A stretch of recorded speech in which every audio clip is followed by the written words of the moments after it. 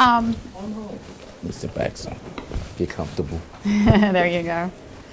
So why Pocomoke City? Well, basically, what I was looking for was I was going to retire from Baltimore City, but after my I was looking for like a North Carolina or South Carolina type atmosphere to move to. But when I came to Pocomoke City, I noticed that basically this is North Carolina and South Carolina. I never even knew the city actually really exists until I got a phone call to come check out Pocomoke City, and here I am. Yeah. So Yeah. yes. All right. So you tell me about your time in Baltimore. Baltimore City, I spent 22 and a half years there. Before I retired, I worked in various different units. I started off in a district patrol unit, and then I quickly left there after a few months, and I went to the Eastern District Drug Unit, and I worked narcotics for a long period of time, including Criminal Investigation Division Drug Unit, all the way up to the DEA, the Task Force Drug Unit. From there, I left and I worked in Internal Affairs and Integrity for a while, and after a year there, I was transferred to the Homicide Unit, and that was my last assignment, and before retiring. Mm-hmm. So What was my that? career. Homicide Unit. I mean, what was that like? A lot of cases. I could tell you that we had, I guess the average is it was 54 detectives there, and the FBI average is 6 cases per year for each detective. Because of the volume of homicide cases that we have, each detective was assigned maybe 10 to 12 cases a year, which was way too many over the average. And we averaged about maybe 250 to 300 homicides a year for the little bit of detectives that we have. Down here would be a lot of detectives, but up there it was less detectives for the volume of work. So basically, those detectives are like overworked, a lot of demands, but they got the job done when they can get it done. So. Mm-hmm. So it was very demanding in homicide. So, but I enjoyed it there. I enjoyed the task, and you learn a lot. And the skills that you learn there, I was able to bring down here and teach the officers here to try to make Pocomoke City a better place for these officers. So. Right. Did you ever? I mean, dealing with homicides and murders, did it ever just kind of get to you? I mean, to see all the killing and. The only case I think that really bothered me was the one where the case that I handled with the little 44-day-old kid was murdered, and he was buried in Drew Hill Park by his mother, and basically we had to try to locate, with the help of the father, we had to locate that body that night in the woods, like a pre-made grave. Then the body was the 44-day-old baby was stuffed inside of a Nike, what you call a book bag type of shoulder harness that kids carry to school. And what bothered me about that case was the fact that the next morning when I was about to go back to work, my daughter was in high school at the time, and she was on the way out the door to go to school, and she had that same Nike backpack, similar to the one the kid was buried in by his mother. Mm-hmm. And that kind of like draws you back to that actual scene. But you know, certain cases when the kids get hurt or the kids get murdered, those cases tend to stay with a homicide detective because they never had a chance to live their life. I've been around hundreds and hundreds of homicide cases, but the kids are the ones that actually get to the detective. And I see it on a regular basis because my detectives who worked under me in homicide, I had to keep an eye on them while they were investigating the cases, because a lot of them, as quiet as they kept, they had to go to the Psychology Consulting Associates, PCAs we call it. After seeing so many of these cases, they had to go get counseling and before they could return to investigate other homicide cases. So it kind of bothers you at time to time. My job was to not, it bothers me, but I got to look out for my detectives and see how they are progressing in their case, see if they're actually going through something for me to get them some counseling before they can come back to work. So that happens often in Baltimore City homicide. Yeah. Was it hard to disconnect? I mean, did you think about your children when you're doing these cases? And that's exactly what you think about, because you look at the kids who haven't had a chance to live, and you relate them to your kids as well. You know, you look at even kids. I investigated cases with kids were the actual suspects for murders. And it's hard to you got to interview those kids and talk to those kids. Those kids are not much older than your own kids, and you and that father figure comes out, and you kind of want to grab that kid and give him a hug and like, look, you don't know what you did, but in essence, that was their peer pressure. That's the way they grew up. That's what they saw in neighborhoods that they grew up in, and for some apparent reason, they thought that was okay. So it gets to you sometimes. So in your years there, obviously, and you wrote a book.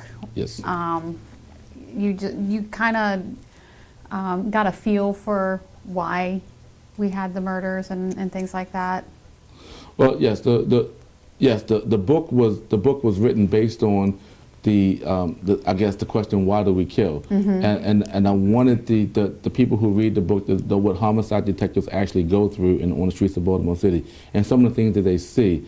It's kind of graphic. We don't leave anything out, but it shows what the detective actually have to investigate in these cases, and they see some horrific things that the average person who not working as a homicide detective might not be able to handle. So in the book I tried to be as clean as I could, but honest as I could, to show what they actually go through each and every day on the streets of Baltimore City. Do you think that the media and the TV shows and everything sends out a false, what doesn't really portray what your job was like?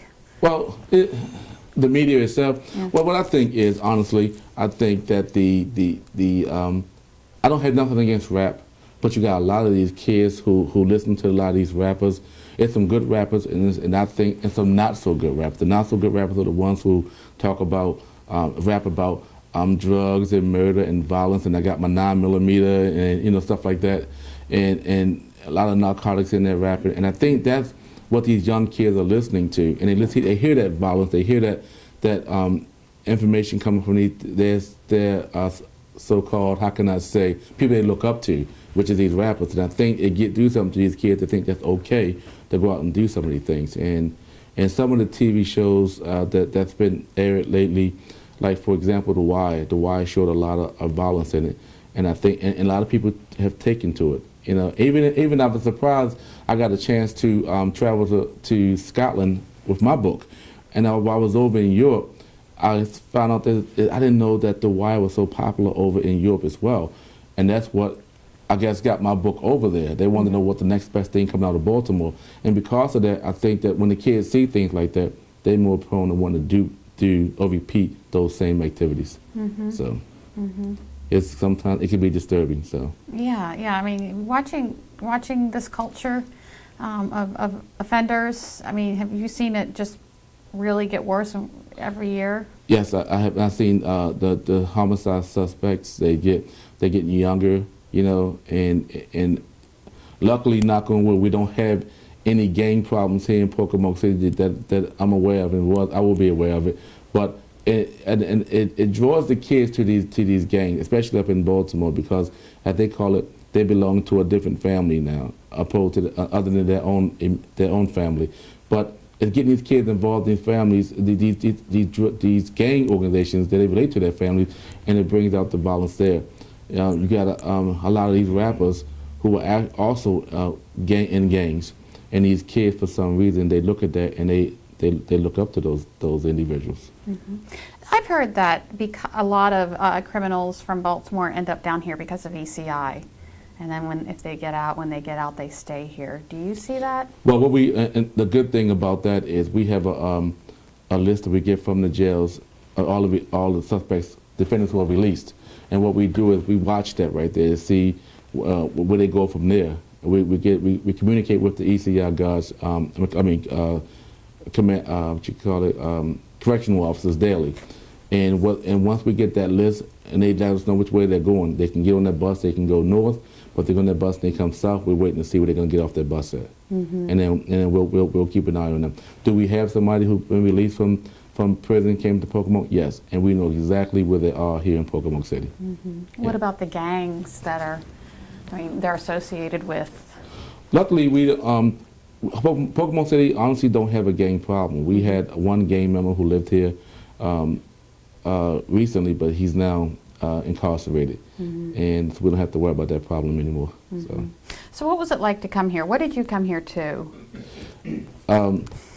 a rural area, you know, coming from tall buildings, and if you look up, it's buildings everywhere and people walking fast. Now, when I go back to Baltimore City now, what I see is a lot of people walking fast, up and down from headquarters building to the courthouse, to the state's attorney's office, defense attorney's office, going back and forth to lunch, trying to get back. And at one time I said, that used to be me. And when you get here, you slow down.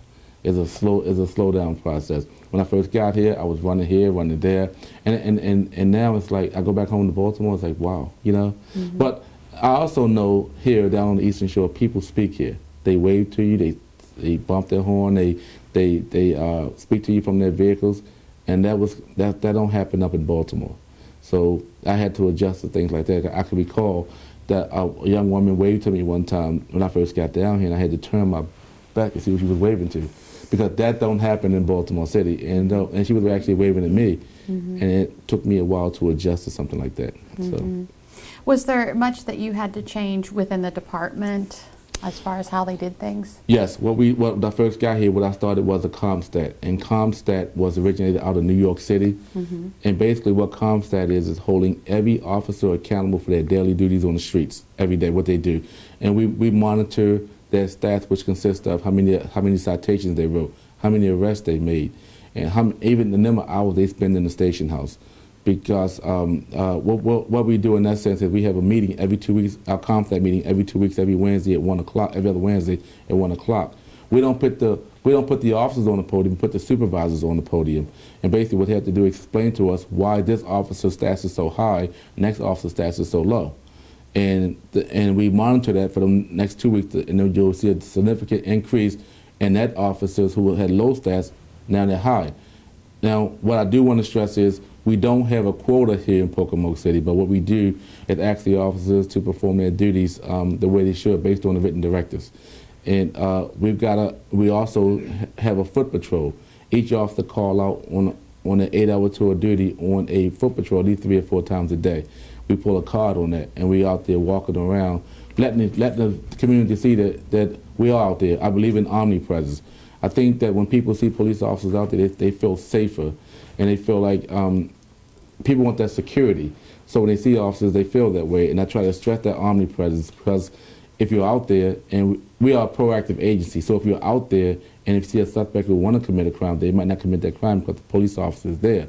However, opposed to if you're not there, then they're more prone to commit a crime. Mm-hmm. So we try to stress that omnipresence. And CompStat, it was brought down by a guy by the name of Jack Maples from New York City, and Ed North actually brought it from Baltimore City to from New York. And as a young detective, I watched it and I see how effective it was, and it worked, and I implemented the same thing here in Pocomoke City. Mm-hmm. So. And you get out too, don't you? Oh yeah, I get out. I lead by example. I walk with the officers. I answer calls. I do the whole 9 yards, because I try to lead by example. If the officers see me do it, if I can do it, they can do it. But I don't sit back and let them and do all the work. I want them to see that they can do that too, because I try not to have a type of police department where the chief does all the work and they watching the chief work. I want them to work, and I want to monitor them and see how effective they're doing the job. That's what we practice here. I do have a command staff here. I brought one officer with me from Baltimore City, Lieutenant Linnell Green. He's here with me, and he brought some of the things that we did in Baltimore City down here, and it's working. Other agencies are picking up on it, and they're doing the same thing. We also have a lieutenant who was here for 16 years, Brian Craven, and he's on the administrative side. And what Craven does is he makes sure that the floor paperwork is done correctly, is going in the even flow.